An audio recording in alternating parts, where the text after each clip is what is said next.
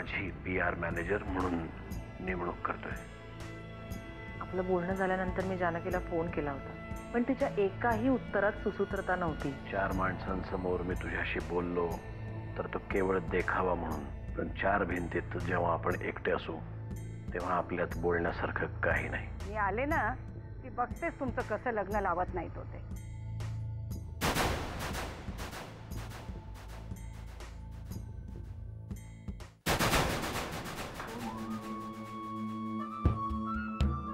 नमस्कार वहिनी, ओळखलं का? परशू.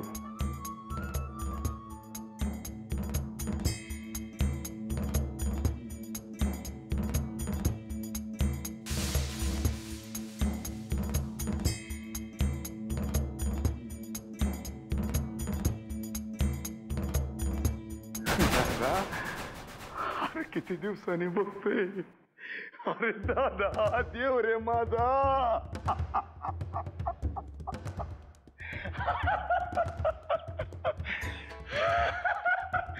किती दिवसांनी बघतोय.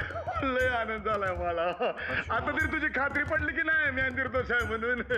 परशु, तुझी नौटंकी बस झाली आता. काय अवस्था करून घेतली स्वतःची. जरा स्वच्छ हो आणि मग भेट मला. अरे ते पोलीस मला लय पडवा. माहितीये, आपण बोलू नंतर.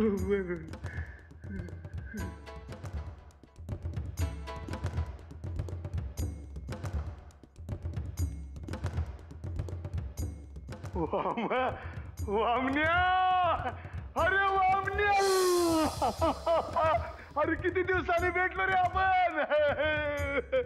अरे वा, काय रे हे, केवढा मोठा झाला तू. माझ्या वाटणीचा हाणत होता का काय. किती आनंद झाला म्हणून सांगू तुला.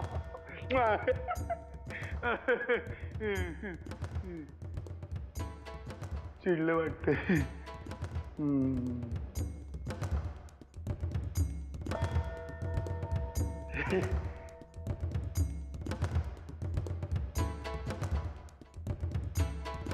कोण म्हणायचे?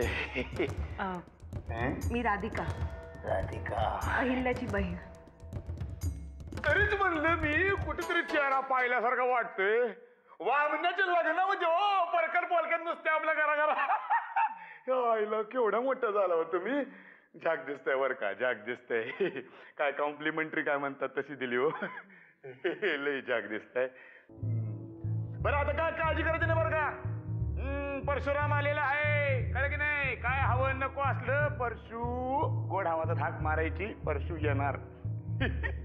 येतो. आंघोळ बिंघोळ करून येतो.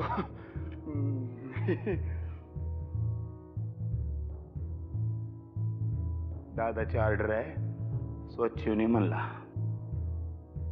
येतो.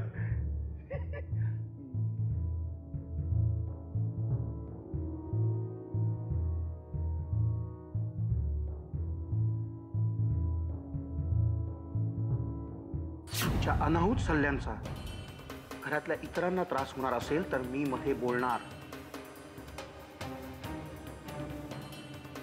आज हिच्याच सांगण्यावरून तू परशूलाही तुरुंगातनं सोडवायला निघालायस.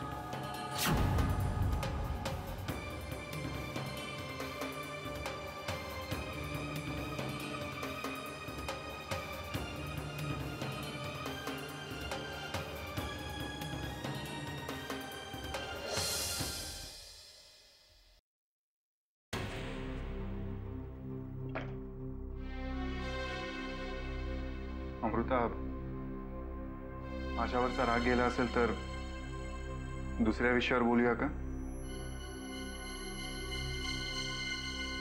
मुळात मी तुझ्यावर रागावलेच नाहीये आणि कधी रागावूही शकत नाही. मला वाटलं होतं की तुझ्या आवडत्या व्यक्तीबद्दल मी चुकीचं काहीतरी बोललो म्हणून माझ्यावर रागवली असशील.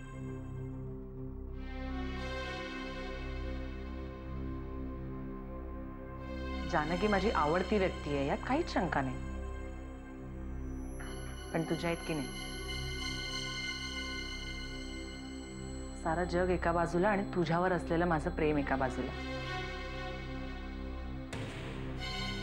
अच्छा, मग आपण दुसऱ्या कुठल्या तरी विषयावर बोलूया.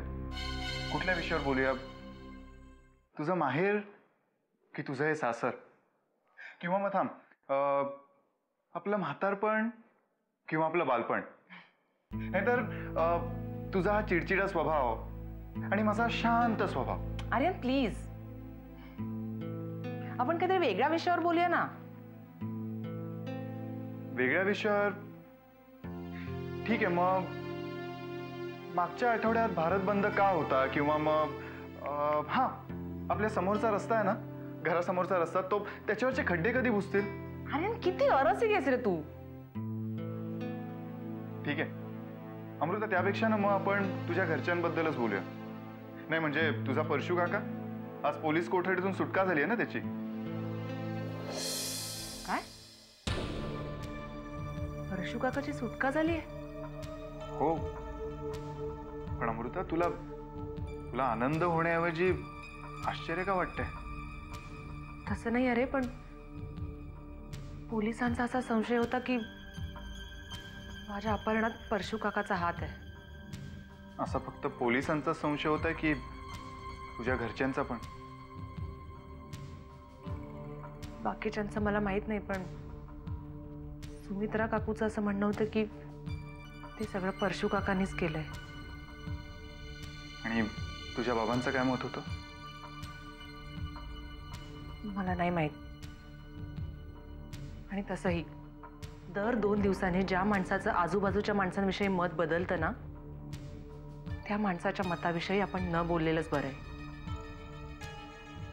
पण अमृता, बाहेर अशी चर्चा आहे की तुझ्या बाबांनीच तुझ्या काकांना सोडवून आणलंय. काय? I cannot believe. अरे या सगळ्या प्रकरणात परशू काकाचा सगळ्यात जास्त राग बाबांनाच आला होता. तू एक गोष्ट विसरतेस अमृता, तुझे बाबा पट्टीचे राजकारणी आहेत. जिकडे वारं तिकडे त्यांचं शीड जातं.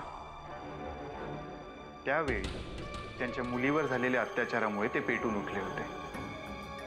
आणि आता त्यांची तीच मुलगी त्यांच्या मनाविरुद्ध लग्न करून गेली म्हटल्यावर त्यांचं बंधुप्रेम जागं झालं. एरवी मी विश्वास नसता ठेवला, पण आता त्यांचं काही सांगता येत नाही. राग नको माणूस अमृता, पण मला असं वाटतंय की तुझं अपहरण तुझ्या बाबांनीच घडवून आणलं होतं. हो, म्हणजे ते एवढ्या खालच्या थराला नक्कीच जाऊ शकतात.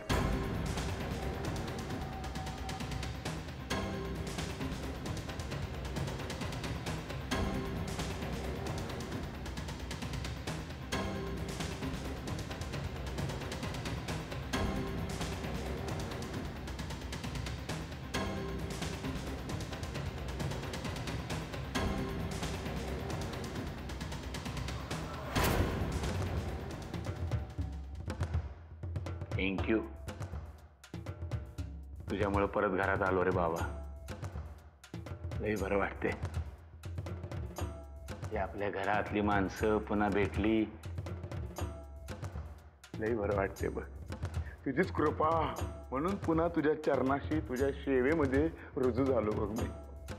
तुला सांगतो दादा, मला सारखं तुरुंगामध्ये असं वाटायचं की माझा दादाच मला इथनं सोडवणार, आणि तसंच झालं. कारण मी निर्दोषच होतो रे. फक्त त्यावेळेचे ग्रह माझे वाईट होते बघ. बस झालं परशू. फालतू बडबड ऐकून घेण्यासाठी किंवा तुझ्यावरच्या प्रेमा खातर मी तुला सोडवून आणलेलं नाहीये. मी तुला सोडवून आणलं हे तुझ्यावर केलेले उपकारच आहेत असं समज. आणि मी सांगेन ती कामं गपचूप करायची. काम? कसली कामं? जे करण्याची तुझी लायकी आहे असलीच कामं तुला सांगेन. फक्त ती चोख करायची. उगाच पंख फडफडवण्याचा प्रयत्न केलास तर ज्या पिंजऱ्यातून तुला सोडवून आणलाय त्याच पिंजऱ्यात पुन्हा फेकून देईन. कळलं? कळलं कळलं. थोडं थोडं सगळंच कळायला लागलं आता. ह्या बाई जशा तुझ्या नवीन मॅनेजर आहेत तसा मी तुझा नवीन गावगुंड. अरे वा, आज जाऊन स्वतःची लायकी ओळखायला शिकलंस की. चला, निदान तेवढा तरी फायदा झाला म्हणायचा. निघ आता. आणि हो, सुमित्रा आणि चिवला इथे घेऊन यायचं, पण त्यांना एका पैशाचा जरी त्रास झाला तरी पंख्याला उलटा टांगून फोडून काढेन मी.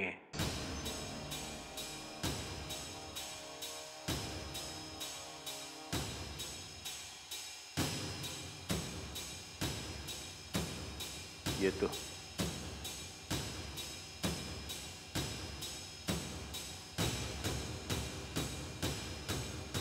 काय झालं? असं का पाहतेस? तुम्ही असेही आहात हे आत्ताच कळलं मला. तू इतकीही हुशार नाहीयेस राधिका की नरसिंह किल्लेदाराला इतक्या सहजासहजी ओळखू शकशील.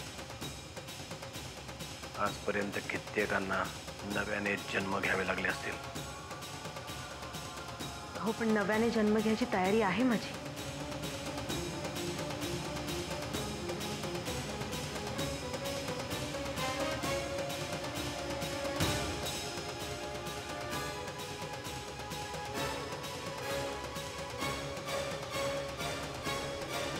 बाई बाई मन मोराचा कसा पिसारा फुलला. काय वहिनी, एवढ्या दिवसांनी भाऊजी घरी आले, साधी चौकशी नाही का विचारपूस नाही? एका शब्दाने विचारायचं तरी. एवढे दिवस कसे काढलेत भाऊजी तुम्ही? त्रास तर नाही ना झाला? बरं वाटलं असतं जीवाला. का तुम्ही काही पानिपताचे लढे जिंकून आलात होय?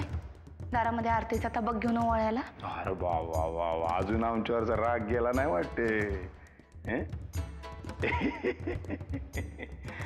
दादानी मात्र आम्हाला माफ करून टाकले बरं का. दादामध्ये लई बदल झालाय. गुणदोषांसकट आम्हाला स्वीकारलंय त्यानं. त्यामुळे चांगुलपणाचं नाटक जे काय आम्हाला करावं लागायचं की नाही ते यापुढे करायची गरजच पडणार नाही. नाटक न करता जगणार कसे हो तुम्ही? जाल की गच्चकिनीवर? काय बोलला गच्चकिनी? परत बोला. लई गोड वाटलं तोंडातून तुमच्या ऐकायला. काहीला जीवींचा कालाच बिलास लावला का काय? तुमच्यात लई बदल झालेला दिसतोय. नाही, एकंदरीत बघतोय मी घरामध्ये आल्यापासून अख्खं घर बदलले, घरातली माणसं बदलले.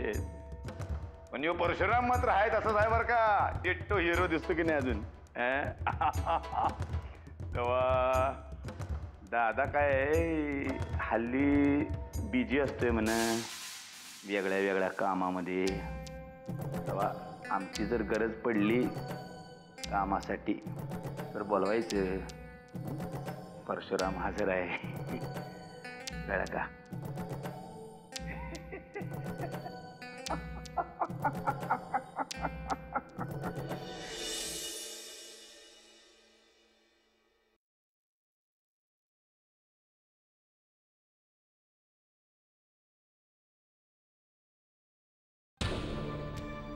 हा, क्या बात आहे.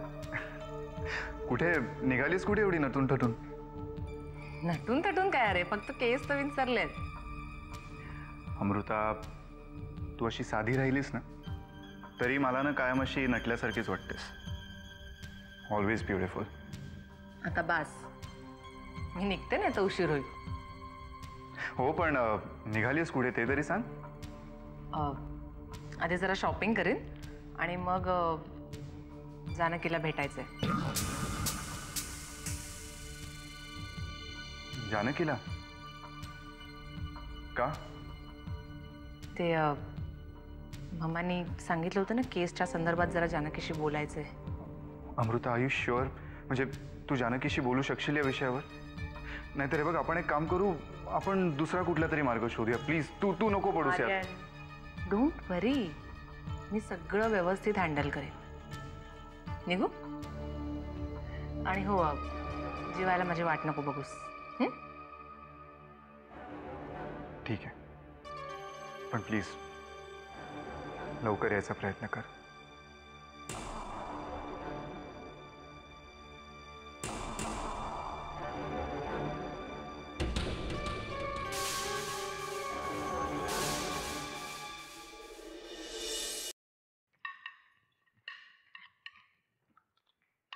वा वा वा, लय दिवसानंतर घरचं जेवतोय. परश्या मायला हान.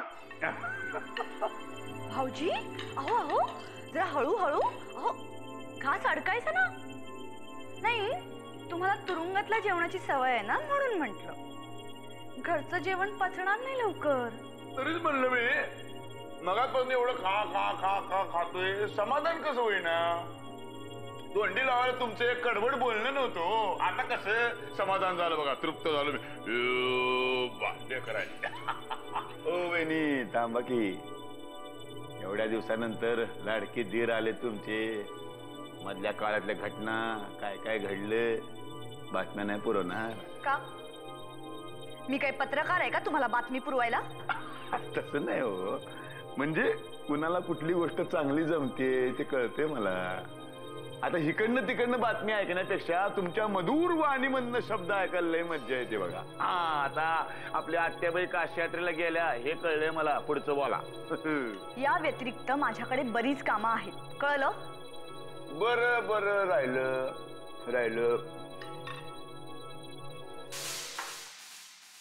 आता सुटून आलोय की नाही, माणसाला जगायला पैसे लागतात. ते आमचा आपला महिन्याचा वाटा टाका. टाका की. काय झालं? चाव्या माझ्याकडे नाहीयेत. काय म्हणलं? चाव्या माझ्याकडे नाहीयेत. माझ्यावर कशाला होऊ शकताय?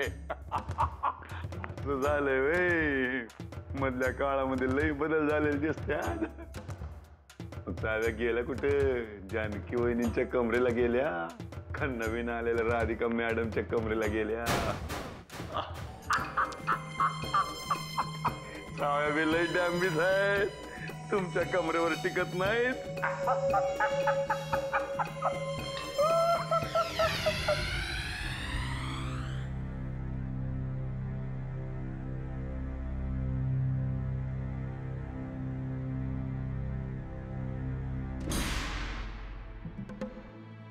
जानू,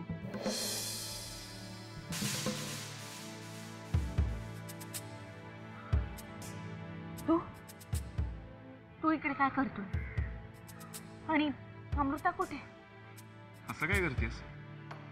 तुला अमृताला भेटायचं होतं की मला? मी इथे अमृताला भेटायला आली, त्यामुळे ती जर तुझ्या बरोबर असेल तर तिला इकडे पाठव आणि तू इकडून निघ. जाऊ इथून.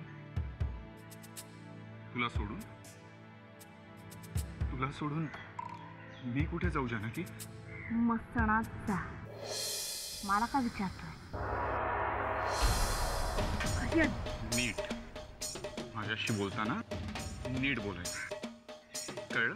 ज्याला जी भाषा कळते ना त्याच भाषेत मी बोलते. हात सोड. नाही सोड. काय करशील? आर्यन, हात सोड.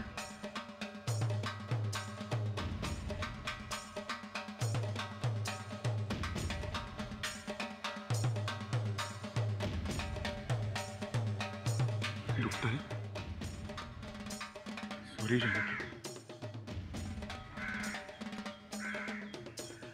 आता बरं वाटतंय? जानकी, मी तुला वचन देतो, इथून पुढे तुला त्रास होईल असं मी कधीच वागणार नाही.